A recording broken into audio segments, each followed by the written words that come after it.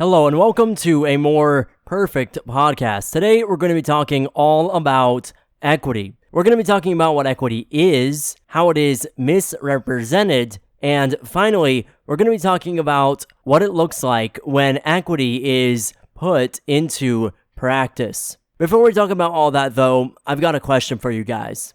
Have you ever felt like your phone is listening to you? Well, I'm here to tell you that number one, it is. And number two, there's a way to stop it. And the way to stop it is Surfshark VPN, the sponsor of this show. Surfshark VPN is a virtual private network that secures your internet connection so you can't be listened in on and harvested for your data. With the link in my podcast description, you can get a special deal on Surfshark VPN. You can get 82% off and your first 2 months free. Once again, if you feel like your phone is listening to you, don't let it listen to you any longer. Pick up a subscription to Surfshark VPN with the link in my podcast description. Support the show and secure your internet connection today. To talk about equity, we first need to define the concept of equity, and we need to define it honestly. We need to be very, very clear about what we mean and what equity implies, because as we'll see later on in this episode, there is a lot of intentional obscurity around the concept of equity nowadays, pushed by activists who wish to implement it in institutions like universities, like businesses, everywhere. So now let's go for a honest, as clear as possible what equity is. Equity, in one word, is discrimination. Equity is furthermore defined as equality of outcome attained through unequal treatment.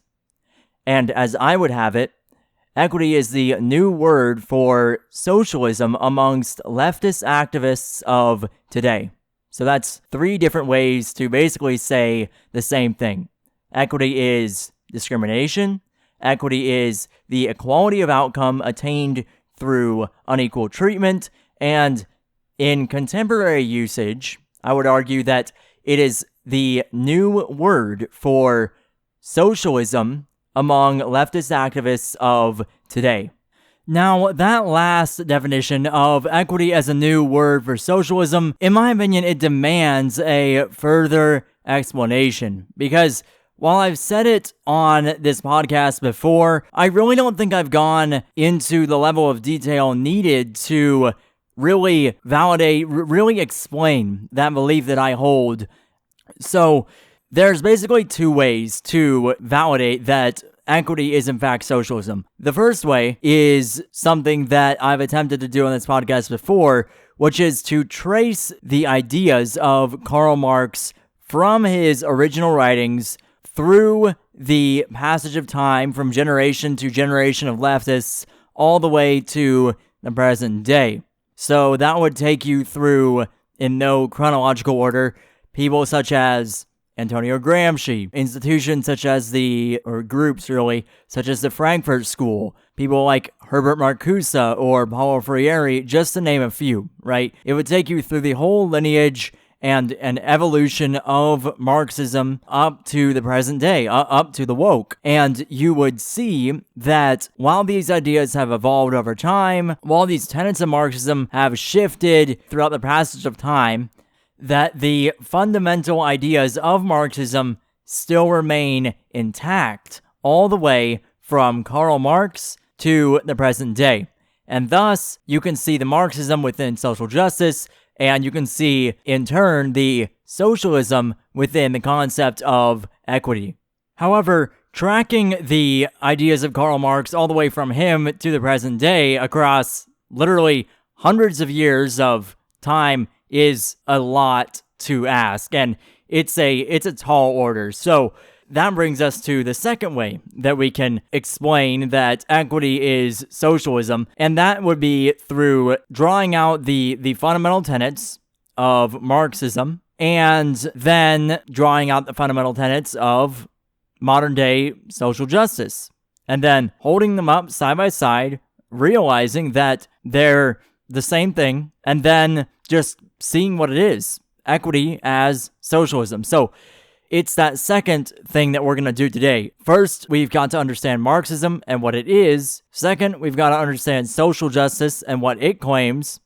And then, hopefully, by the end of it, it'll be clear that equity is not such a good concept at all. In fact, equity is the new word for socialism today. So first on the docket then is explaining what Marxism is. And to do this, we're going to be paraphrasing two things. One, we're going to be paraphrasing the work of Karl Marx in Economic and Philosophic Manuscripts, Communist Manifesto, and Das Kapital. And second, we're going to be paraphrasing the work of James Lindsay over on the website New Discourses, all of which will be linked in the podcast description. Seriously, you should check them out if you want to read more on Marx and if you want to look at the excellent work of James Lindsay. So that's what we're going to be doing to summarize Marxism. Before I start with my summary, though, I just want to say one thing. This I'm going to refer to as classical Marxism, right? And this is actually the theory that people love nowadays to call just an economic theory.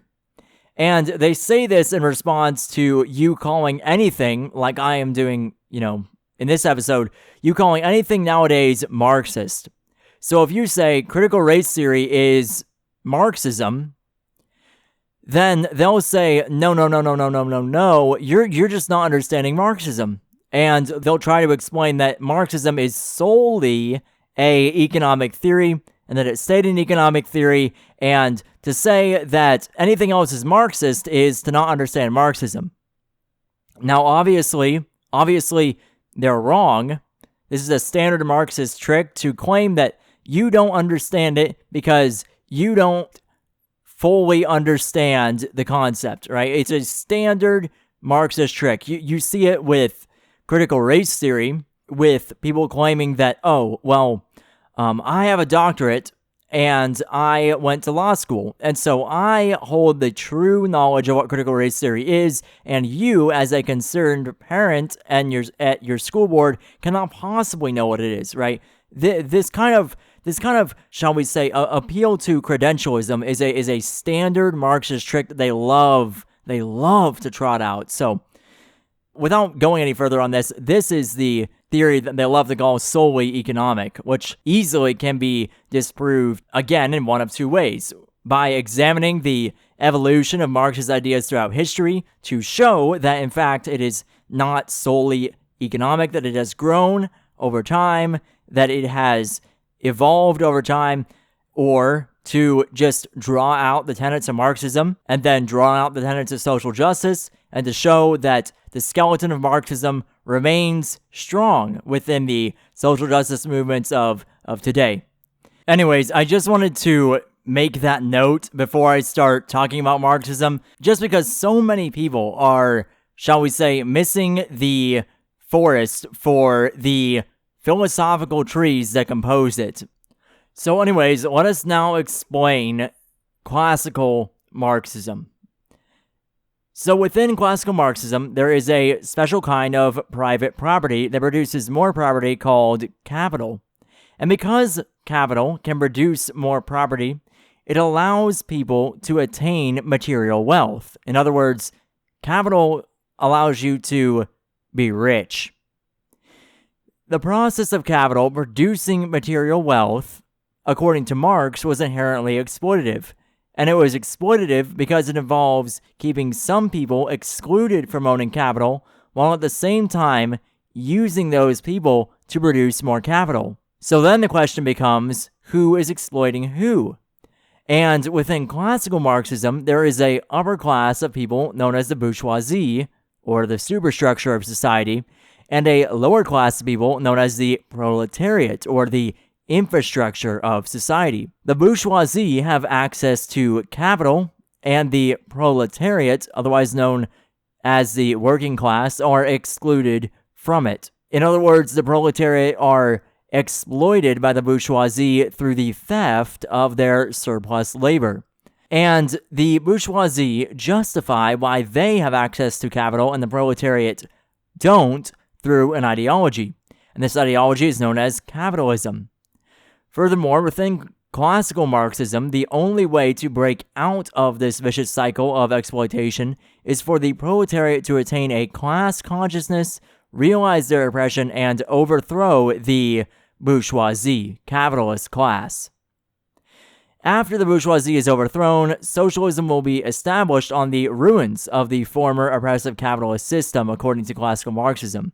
The dictatorship of the proletariat, otherwise known as socialism, will reign supreme and enforce extreme egalitarianism so that no man will stand above another again. The dictatorship of the proletariat essentially means a fundamental leveling of the playing field, a more, dare I say, equitable arrangement of society. Once this equitable distribution becomes spontaneous, then socialism transforms into communism, and within communism, oppression, inequality, and class struggle become things of the past, and history ends. That is classical Marxism in a nutshell. So let me just sum all that up. Within Marxism, there's going to be 6 main elements. The first one is the exploitative upper class. The second one is the exploited lower class. The third one is the ideology justifying this exploitation and people's place in it. Why some are exploiters, why some are exploited. The fourth is the lower class realizing their oppression and overthrowing the upper class. The fifth is the enforcement of equal outcomes and a dictatorship of the proletariat known as socialism. And the sixth is when the equal outcomes of socialism become spontaneous, administration of these equal outcomes is no longer needed, and communism comes into fruition, and there is no more exploitation or inequality or class struggle. So with those 6 elements in mind, we can easily go over to social justice and just apply them. So first element, who are the bourgeoisie and what is the capital that they have access to? The bourgeoisie are white people from Europe, and the capital that they have access to is called whiteness or racial privilege. The second element is the proletariat and their exclusion and exploitation. So the proletariat are people of color. They are exploited and kept from whiteness through systemic racism. The third is the ideology that holds this exploitative order in place. So systemic racism is justified through an ideology of white supremacy. The fourth element is the proletariat attaining consciousness and overthrowing the exploitative order. The people of color, the proletariat, attain a racial consciousness and overthrow the white supremacy in society. The fifth is the establishment of socialism and the enforcement of equal outcomes. In social justice, that's called racial equity, and it's established when the racially conscious, the critical race theorists, if you want to get real about it, hold power. And the sixth is communism, when these equal outcomes become spontaneous. In social justice, it's called racial justice, and it's attained when whiteness is abolished. If you don't believe me, if you don't believe that whiteness is seen as property within critical race theory and social justice, then I'd point you to the academic paper written by Cheryl Harris, literally titled Whiteness as Property. In sum, the main idea is this. Within social justice, disparities are blamed upon systemic power dynamics, which must be disrupted and dismantled by the woke in order to achieve equity. Thus, pursuing equity is about the redistribution of social capital according to the framework of intersectionality. And if you don't understand intersectionality, then I encourage you to listen to previous episodes of the podcast where I explain it, or go over to newdiscourses.com where there is a wonderful social justice dictionary where you can learn more.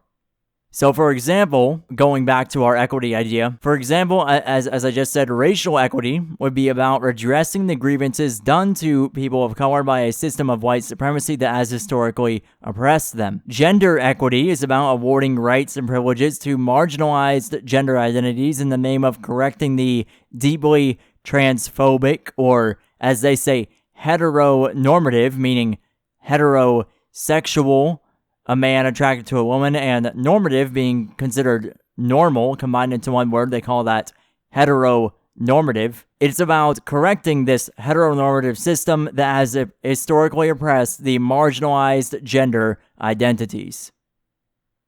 So that's it. Multiple brands of social justice now organized and laid out under the 6 main tenets of Marxism, and why I really do believe that equity is fundamentally the new word for socialism in today's day and age. So as a concept, equity is often lied about by social justice activists, DEI, diversity, equity, and inclusion consultants today. In fact, one of their favorite tricks is to define equity in a misleading way in order to make it sound appealing. After all, you can't just come straight out and say you want to reform an organization from the ground up according to leftist ideology. No, you've got to have an appealing platform, and they do that by lying. That's their favorite trick in the book, is just lying about what they want to do, and lying about the concepts they wish to advance, like equity. However, countering these lies, addressing these arguments is a tricky process, since if you just say that equity is socialism without proper context, you're unlikely to be taken seriously, even though you're right. So here are some misleading definitions of equity that I've seen personally and how to address them. So this first definition of equity was actually one that I saw while I was in class, and it was written on the board. The lesson wasn't on equity, it was actually on propaganda, ironically enough. But this definition of equity was really significant to me, because while I know that equity is the new word for socialism, as hopefully I've adequately demonstrated, this definition was really hard to rebut with just that. I mean, it was so deceptively appealing that I decided to make an episode on this, because knowing that equity is socialism isn't enough to combat it. It gets you in the door, so to speak, but it isn't enough to leave the building, if you know what I mean. So the definition is as follows. Equity is about hearing someone's voice and what they need. Now, that sounds fine. I mean, nobody would want anybody to not be heard. After all, we value free speech immensely in this country. Probably part of the reason why it struck me as so difficult to wrestle with, because I value free speech extremely. But if you look at it closer, the assumptions that it's making are dangerous. It's assuming that some voices are not heard over others, which may be true until you blame the lack of, shall we say, loudness to certain voices on systemic power dynamics. And thus, should somebody say that equity is about hearing someone's voice and what they need, you need to question the assumptions that the argument is making. Basically, you need to ask, is it a caricature of reality? Is it a false reality drawn for political gain? Is this actually happening, or are you making something out of nothing? And if you're making something out of nothing, then you're just here for power, and quite frankly, you can get the hell out of my organization. So this definition of equity, once again, equity as being all about hearing someone's voice and what they need, it's assuming that some voices are not heard, and in the fine print, it is assuming that voices are not heard because of systemic power dynamics, such as systemic racism and sexism, etc. But it never says systemic racism and sexism. So you have to be careful and really dig into the assumptions that these people are making. Another definition of equity that I've seen floating around is equity as equality of outcome.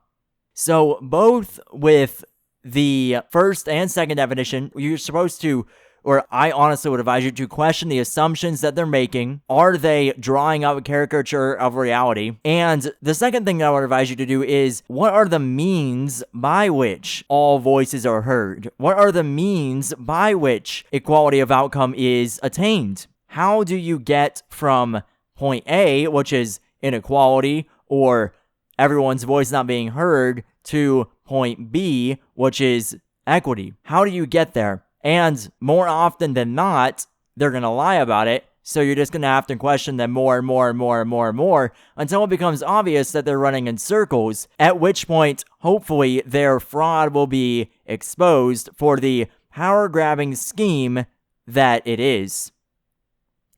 The final one is a little bit more sinister, but honestly a lot more honest than the other two. The third one that I've seen is equity is about ensuring equal access as measured by equal outcomes.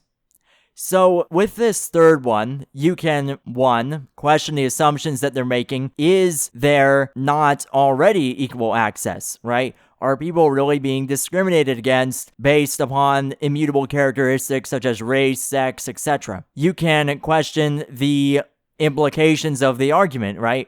What are the means to the end of equity? How do you ensure this equal access, and how do you measure equal outcomes? Usually, it'll be something vague.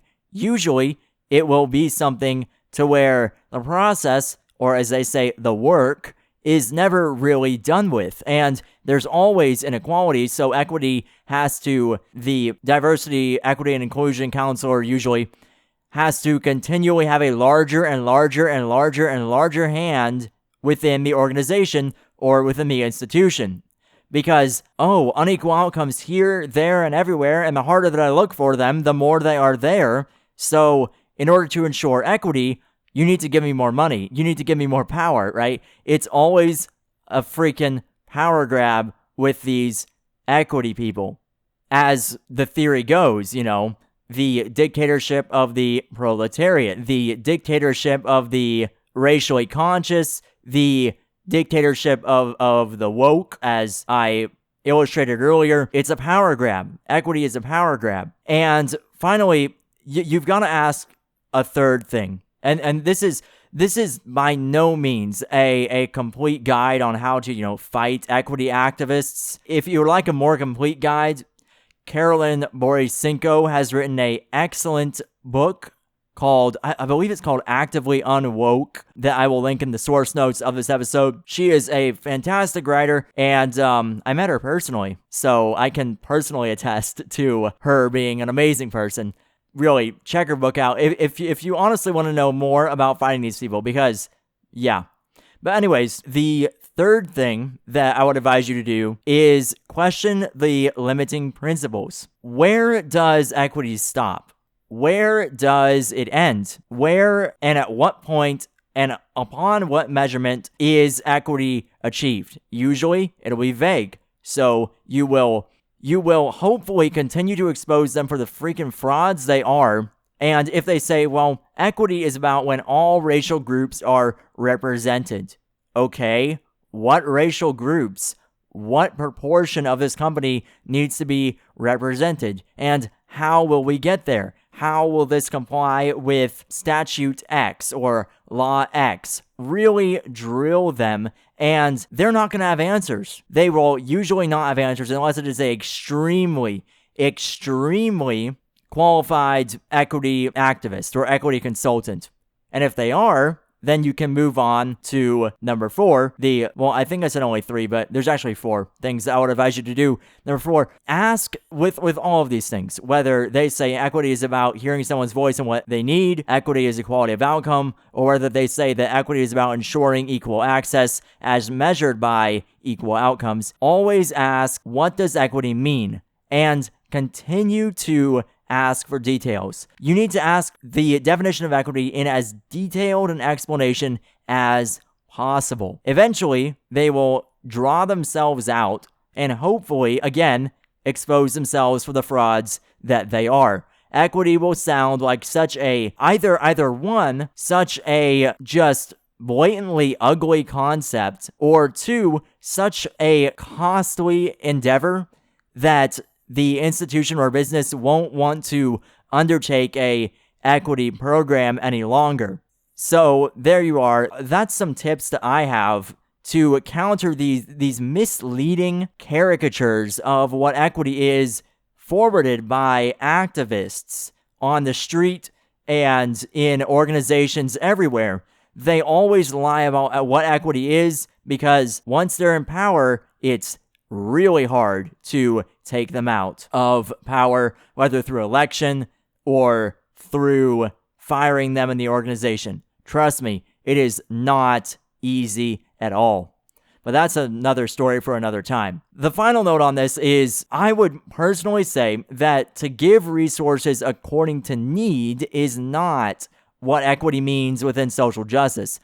Equity, at a bird's eye view, at a very broad level, becomes a bad concept when it is based upon redressing unquantifiable systemic power dynamics as prescribed by wokeness and intersectionality. When something isn't quantifiable, it's usually a scam when it comes to things like equity, right? When it's just about ensuring the representation of people of color, sure, that's an ideal, sure, that's a goal, but, where does it end? What's the limiting principle? It's not quantifiable, or it constantly changes. For instance, they'll give I want a 30% white people, 70% black people in this commercial, right? Some arbitrary statistic. Then a few months after they've achieved that goal, it'll become, okay, well, sure, there's majority people of color in this commercial, but you are missing the gender identities. And so the wokeness, the equity will continue to ratchet up because they'll just continue to switch intersectional axes and just pull more and more and more resources from the company and more power from whatever organization in pursuit of more and more and more equity.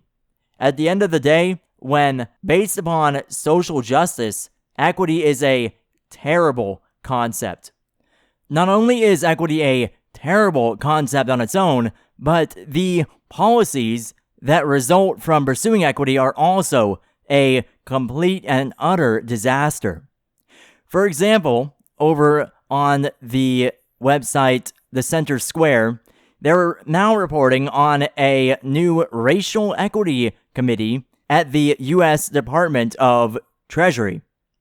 They write that a new equity committee at the U.S. Department of Treasury has sparked controversy and drawn the scrutiny of lawmakers on Capitol Hill. Yeah, rightly so. The Treasury Department said in the Treasury Advisory Committee on Racial Equity that it would advance racial equity in the economy and address acute disparities for communities of color. What was I saying that racial equity was earlier? Literally exactly that. Toward that end, the committee will identify, monitor, and review aspects of the domestic economy that have directly and indirectly resulted in unfavorable conditions for communities of color, the Treasury Department announcement said. Well, there you go. I mean, once more, equity is about redressing disparities on the communities of color, and racial equity is about adjusting shares to make things equal. So, that's exactly what the Treasury Department is now going to do with the entire domestic economy. Or at least they are, with this advisory committee, looking for ways to do it. House Republicans sent a letter to U.S. Treasury Secretary Janet Yellen this week raising concerns that the progressively ideological members will have an outsized influence on the agency's policy decisions, such as modernizing the Internal Revenue Service and implementing the so-called Inflation Reduction Act. What did I just say about equity being a power grab? The timing of the advisory committee's formation and the elevation of a radically partisan left-wing voice to lead this initiative are disturbing, the letter reads. The formation of this advisory committee will only worsen this administration's politicization of the Department of Treasury and distract it from its core responsibilities, which include ensuring a level playing field for all Americans. So there you see that rather than ensuring a level playing field for all Americans, the Department of Treasury is looking for ways to make the playing field equitable. And you would think, oh, well, that's going to ensure a level playing field. But no. As we know, equity is unequal treatment. And so they are not going to be treating everybody equally. The Treasury Department will be abandoning its apolitical quest towards a blatantly left-wing political one, as if the Treasury Department has been completely apolitical throughout its history, which there is more than a few arguments out there to say that it hasn't. The letter also raises concerns about whether the group will advance radical and divisive views within Treasury and the administration. Well, that's already happening. And then the last thing I wanted to read from this article is about the members of this Racial Equity Advisory Committee within the Department of Treasury, because it gets so obvious what I was saying about the concept of equity being a new word for socialism nowadays. So the article writes that one member in particular has been a source of controversy for the committee. Felicia Wong, the committee's vice chairwoman, has been under fire for a previous statement she made supporting defunding the police, as well as her stance on race being a fundamental aspect of all public policy. But, don't worry, guys. Critical race theory totally isn't a lens through which to see the world. It's just a academic legal theory. Of course, it's not in and being pursued with all public policy, like they just said here. Just, ignore it and continue to believe what they tell you. It's just a legal theory, guys. Don't worry. Oh, these people.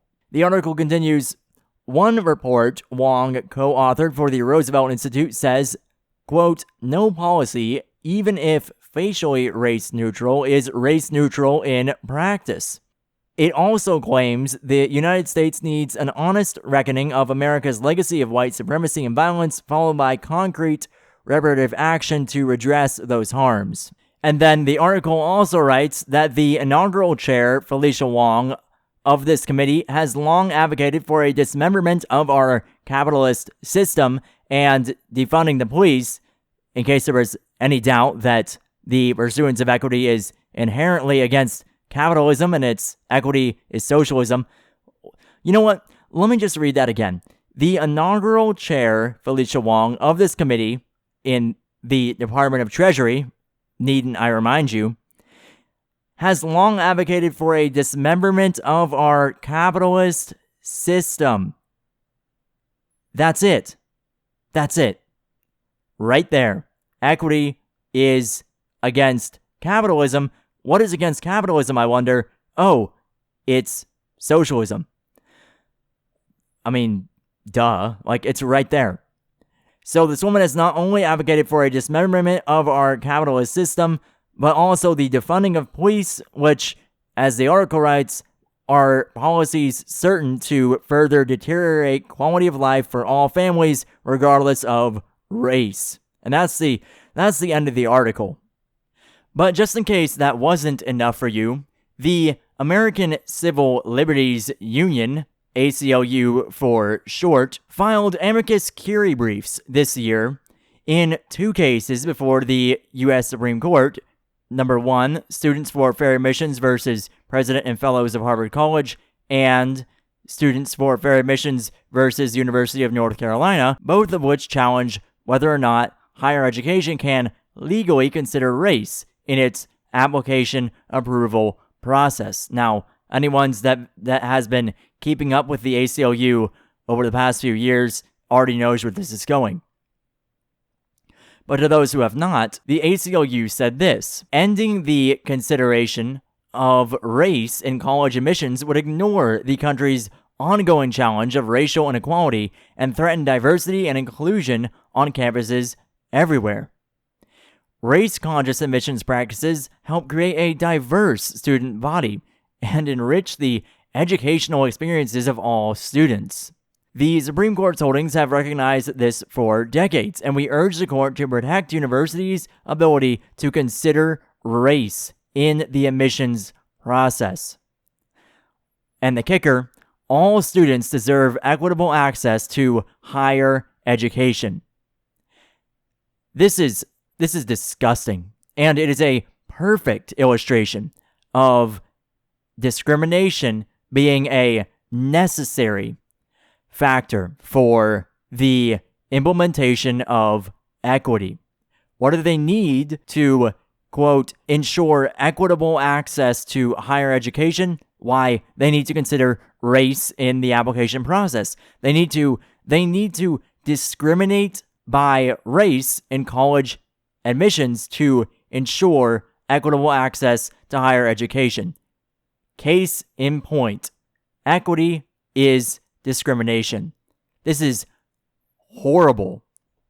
And one more just ballpark policy. And this was, both of these things were actually very recent in August of this year. In the name of diversity, equity, and inclusion, North Dakota School Board will no longer recite the nation's pledge. It says that the school board in Fargo, North Dakota voted 7-2 to ditch the pledge after board members complained that capitalized God was non-inclusionary. The school board had previously begun reciting the pledge after it passed a motion on March 22nd to start each meeting with it. And a board member by the name of Seth Holden said this. He said, given that the word God in the text of the Pledge of Allegiance is capitalized, the text is clearly referring to the Judeo-Christian God, and therefore it does not include any other, I guess he meant to say religion, such as Islam, Hinduism, Buddhism, all of which are practiced by our staff and students at FPS. I believe that's Fargo Public Schools, because it's in Fargo, North Dakota. Anyways, regardless of how you feel about the Pledge of Allegiance, can't you agree that the cancellation of the Pledge of Allegiance in the name of equity is a little bit of a stretch? It's a little bit of a stretch to do that in the name of equity. Yeah. Equity is nothing good, and without any limiting principles, you end up with garbage like this. So that's 3 different cases of equity in practice, and just what an absolute disaster equity can be. And with that, that is about it for this episode. Once again, don't forget to support the show by purchasing a subscription to Surfshark VPN to protect yourself against hackers online and those who wish to steal your data and use it for malicious purposes. Seriously, there are so many entities out there, hackers, big tech, you name it. Everybody wants your data online. Plus, you don't want your phone to be listening to you any more than it already is. So get Surfshark VPN with the link in the podcast description. You can get 82% off and your first 2 months completely free. Once again, with the link in my podcast description, you can get 82% off of Surfshark VPN and get the best virtual private network in the business for 2 months completely free. Don't forget to check out the source notes to this episode in the podcast description as well. I work very hard on them with every episode that I do. And follow me on Instagram. That'll also be in the podcast description, and subscribe to the podcast on YouTube. I think that's about all of the self-promotion I have to do today. Oh yeah, don't forget to share this podcast with your friends and family. I would really appreciate it. All right, that's enough from me. As usual, have a more perfect day.